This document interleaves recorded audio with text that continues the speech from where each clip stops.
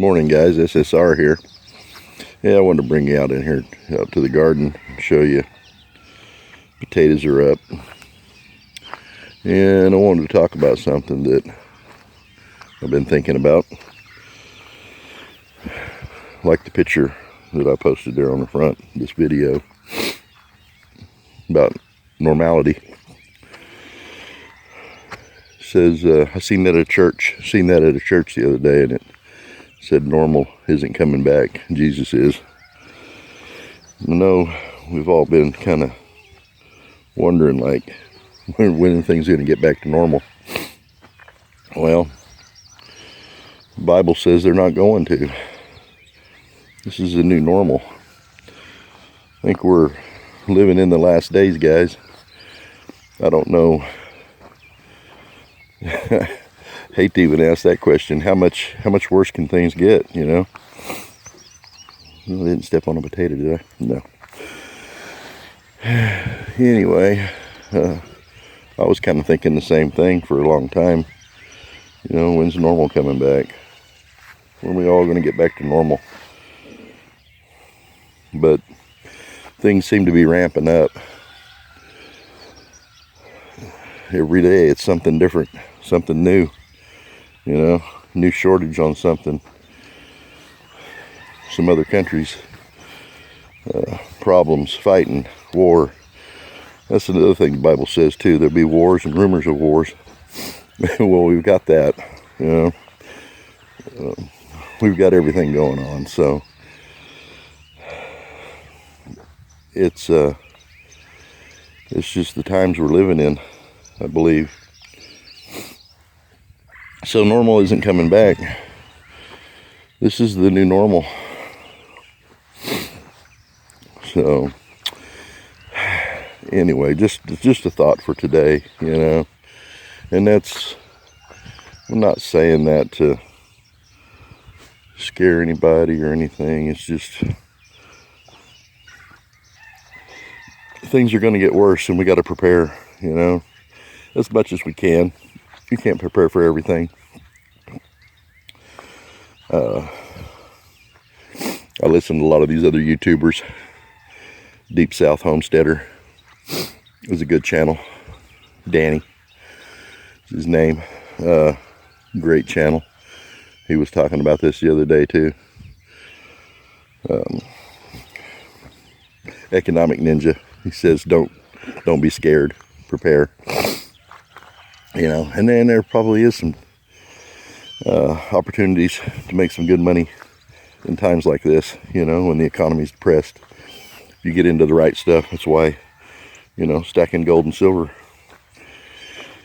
could be a financial windfall for some. It also could be just a tool for survival, you know, when you got nothing else to trade. If you got a little silver, a little gold. So anyway, that's what I'm doing. Just, you guys can see the potatoes are up really good. It's been about 3 weeks, I guess, since we planted. And my neighbor planted before I did. And he was over here 2 weeks ago when my potatoes just started coming up. And he said, man, he said, yours is doing really good. He said, mine ain't even broke ground yet. So he just cut his and put them in the ground. If you go back and look at the other videos, another video that I made on the potatoes, we cut ours, we cured them, and we let them sit in, I let them sit in the pantry and there in the floor and dry. And they already had some pretty long sprouts on them. They're not called sprouts, they're called something else. I can't remember now what it's called, but anyway. So we put them in the ground, and they're already growing pretty good. And the reds seem to be the most prolific. They are really getting with it. And if they produce really well next year, if there is a next year, I might just plant all reds, but we'll wait till the end of the year to see the harvest and see pound for pound who actually has, which ones actually produce the best. But I wanted to bring you out here and kind of give you an update and show you the potatoes. They're all up, all 4 rows. But this first row was the reds, if you remember. And they are doing really good. I went through here yesterday and cultivated. And just kind of, I don't know, broke it up a little bit. It was right after it rained. So our corn's coming up.